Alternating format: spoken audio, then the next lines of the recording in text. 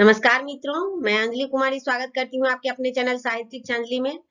आज मैं अलंकार बताने जा रही हूँ और अलंकार सभी परीक्षाओं के लिए महत्वपूर्ण होते हैं। तो चलिए चलते हैं अलंकार की परिभाषा की तरफ। अलंकार का क्या अर्थ है? तो काव्य की शोभा बढ़ाने वाले तत्व को अलंकार कहते हैं, या जो विभूषित करता हो वह अलंकार है। अर्थात अलंकार का अर्थ हो गया आभूषण। तो आभूषण क्या करता है? मानव जब आभूषण को पहनते हैं तो उस मानव की शोभा बढ़ाता है, और अलंकार जो है वह काव्य की शोभा बढ़ाते हैं। अब है अलंकार कितने प्रकार के होते हैं, ये पूछा जाए तो अलंकार 3 प्रकार के हैं: शब्दालंकार, अर्थालंकार और उभयालंकार।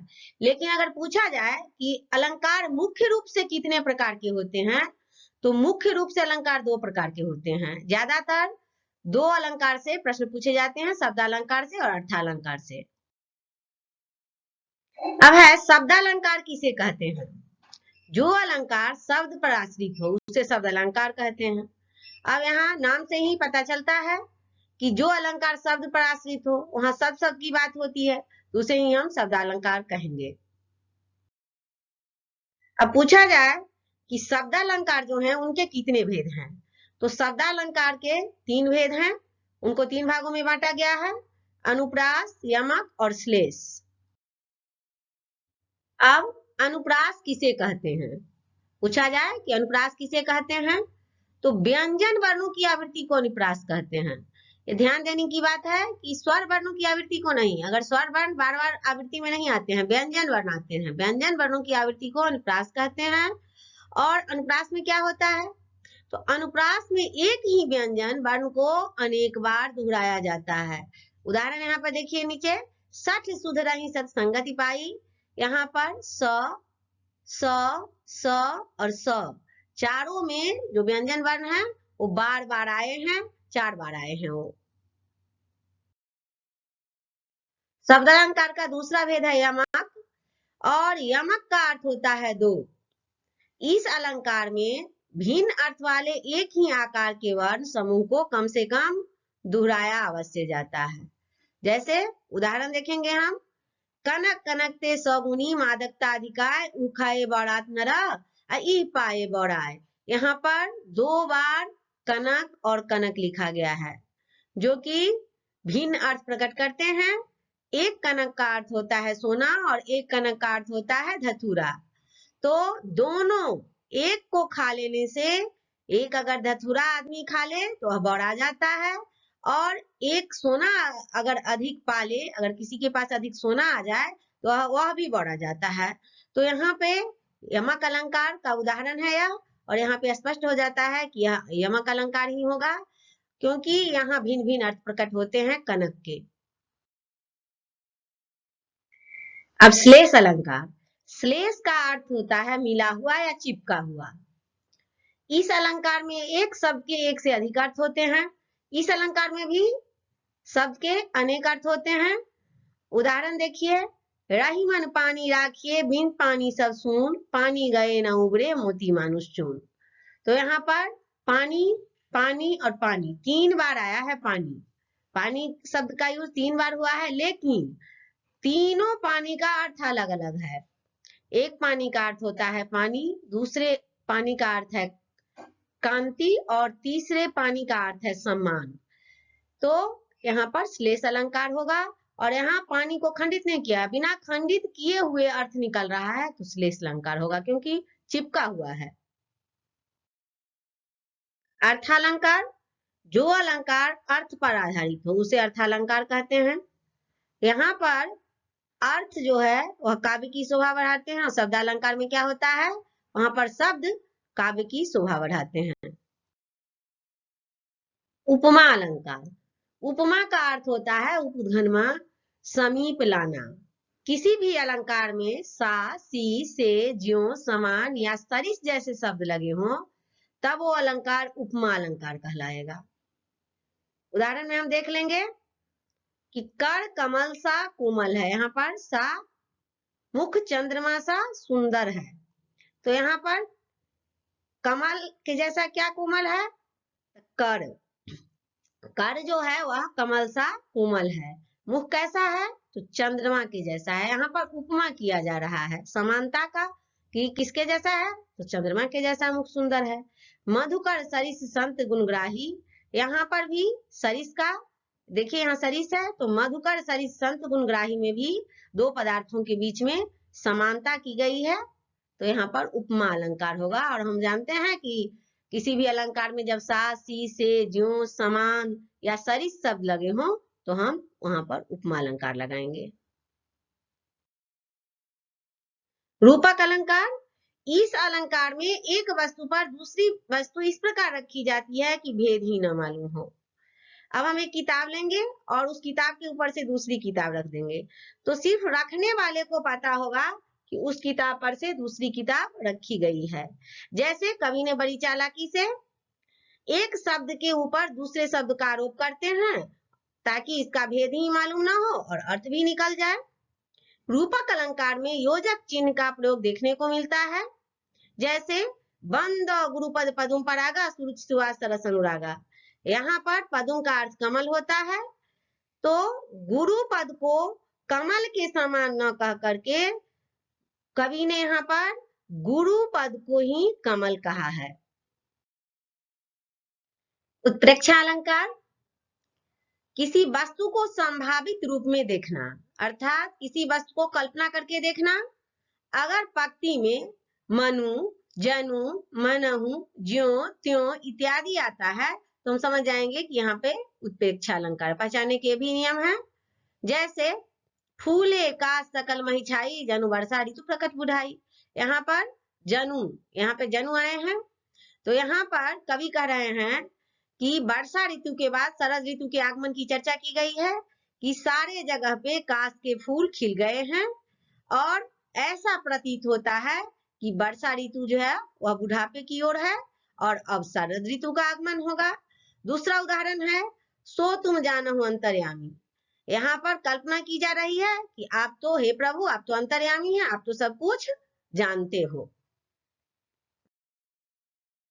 अतिशयोक्ति अलंकार, अतिशयोक्ति अतिशय जोर युक्ति, अर्थात बढ़ी चढ़ी कथन। नाम से ही पता चलता है कि जब किसी बात को बढ़ा चढ़ा कर किया जाए तो वहां पर अतिशयोक्ति अलंकार होगा। जैसे देख लो साकेत नगरी है यहीं, स्वर्ग से नितरे गगन में जा रही। साकेत नगरी देवताओं की नगरी को कहा जाता है, तो यहाँ पर बात को बढ़ा चढ़ा करके कहा जा रहा है कि वह गगन में जा रही है। दूसरा उदाहरण है राम सिए सर सिंदूर देही, शोभा कहीं न जात विधि के ही, अरुण पराग जलधर नीके, सस ही भूस ही लोभ नीके। यहाँ पे राम जी सीता जी के सिर पे सिंदूर दे रहे हैं और शोभा जो है उसका वर्णन किया नहीं जा सकता। अरुण पराग सीता जी के मांग के लिए कहा गया है और राम जी का जो हाथ है वह कमल के समान है और सीता जी का मुख जो है वह चंद्रमा के समान है और उनका सौंदर्य जो है वह अमृत के समान है। तो यहाँ पर बात को बढ़ा चढ़ा करके कही जा रही है, तो यह अतिशयोक्ति अलंकार होगा। भ्रांतिमान अलंकार, यदि सादृश्य के कारण किसी वस्तु में किसी दूसरे वस्तु का ज्ञान हो तो उसे भ्रांतिमान अलंकार कहते हैं।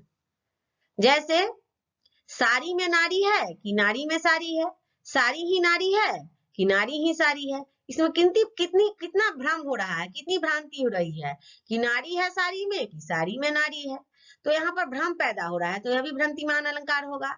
और दूसरा उदाहरण है पाए महावर देन को नायन बैठी आई, फिरी फिरी जानी महावरी एड़ी मिडत जाए। यहाँ पे नाई नाई है और नायिका के पैर में जो होता है उसकी लाली को देख करके, एड़ी के लाली को देख करके वह समझ रही है कि यह महावर की गोली है और यह समझ करके वह क्या कर रही है, उसको बार बार मींडती है अर्थात मलती है। तो यहाँ पर भी नाइन को भ्रांति हो रही है, भ्रम हो रहा है कि यह महावर की गोली है, तो यहाँ पर भी भ्रांतिमान अलंकार होगा। विभावना अलंकार, कारण के अभाव में जहां कार्योत्पत्ति का वर्णन किया गया हो वह विभावना अलंकार होगा। यहाँ किसी चीज के बिना, किसी कारण के बिना जहां पर कार्य नहीं किया जा रहा, जैसे यहाँ किस चीज का चर्चा किया है कि पद के बिना लोग नहीं चल सकता है, कान के बिना नहीं सुन सकता है, तो कारण क्या है, पैर और कान। तो कारण के अभाव में यहाँ कार्य नहीं किया जा रहा है, तो यह विभावना अलंकार होगा। बिनु पद चले सुने बिनु काना, कर बिनु कर्म करे विधि नाना। बिना पद का चल नहीं सकता, बिना कान का सुना नहीं जा सकता, और बिना हाथ से, अगर हाथ नहीं रहे तो कर्म नहीं किया जा सकता है, और अगर मुख नहीं रहे, आनन रहित सकल रस भोगी, अगर मुख नहीं रहे तो किसी चीज का स्वाद हम नहीं ले सकते हैं। और बीनु बानी वक्ता बर जोगी, और बिना बानी का, बिना आवाज का हम क्या वक्ता बन जाएंगे? नहीं। तो बीनु बानी वक्ता बर जोगी, बिना बानी क्या हम वक्ता नहीं बन सकते हैं। तो यहाँ कारण दिया गया है, इस कारण के बिना कार्य नहीं हो सकता, तो यहाँ विभावना अलंकार होगा।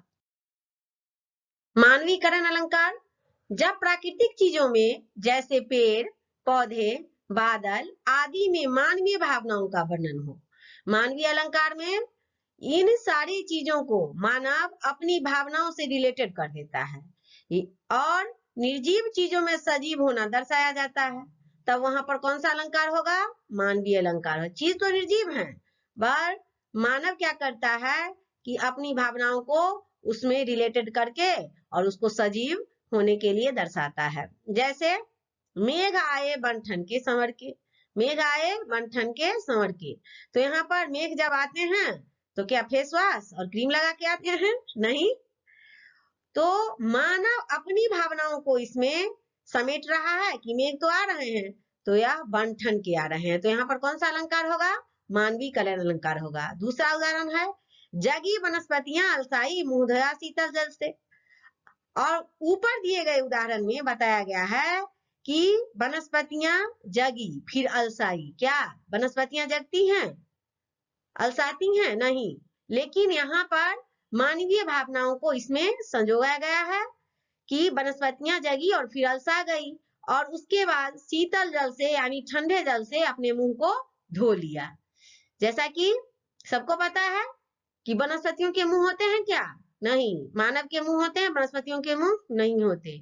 और ये मुंह धोने वाली और अलसाने वाली क्रियाएं जो है सो मानव के मुंह होते हैं, तो मानव ही ना अपना मुंह धोएगा, वही ना अलसाएगा, वही ठंडा पानी से मुंह धोएगा। तो यहाँ पर वनस्पतियों के साथ मानव जो है सो अपनी मानवीय भावनाओं को जोड़ रहा है, इसीलिए यहाँ पर भी मानवीय अलंकार होगा कि जगी वनस्पतियां अलसाई मुंह धोया शीतल जल छाई। तो इसमें मानवीय अलंकार होगा, क्योंकि यह मानव अपनी भावनाओं को इसमें जोड़ रहा है। अलंकार के जो 3 भेद थे, शब्दालंकार, अर्थालंकार, उसकी चर्चा मैंने कर लिया है। अभी तीसरा भेद है उभयालंकार। तो उभयालंकार किसे कहते हैं? जो अलंकार शब्द और अर्थ दोनों पर आश्रित हो, अर्थात शब्द पर भी आश्रित हो और अर्थ पर भी आश्रित हो, तो उसे हम उभयालंकार कहेंगे। जैसे सठ सुध रही सत संगति पाई, यहाँ पर वर्ण की, व्यंजन वर्ण की आवृत्ति हुई है 3 बार, स, तो यहाँ पर कौन सा अलंकार होगा? अनुप्रास अलंकार होगा। और पारस परस कुधातु सुहाई, यहाँ पर शब्द की आवृत्ति हुई है 2 बार, तो यहाँ पर कौन सा अलंकार होगा? डैश भी है, योजक चिन्ह भी है, तो यहाँ पर यमक अलंकार होगा। तो हम कह सकते हैं कि उभयालंकार में क्या होता है? शब्द और अर्थ दोनों पर आश्रित होता है, और यहाँ पर डैश भी मिल जाएगा, तो वर्ण की बार बार आवृत्ति भी होगी, तो हम समझ लेंगे कि यहाँ पर उभयालंकार होगा। और अगर आपको यह वीडियो अच्छी लगी तो आप इसे लाइक करें, कमेंट करें और शेयर कर दें, ताकि मैं इसी तरह की ग्रामर की और भी वीडियो लेकर आपके बीच आ सकूं। तब तक के लिए जय हिंद, जय भारत।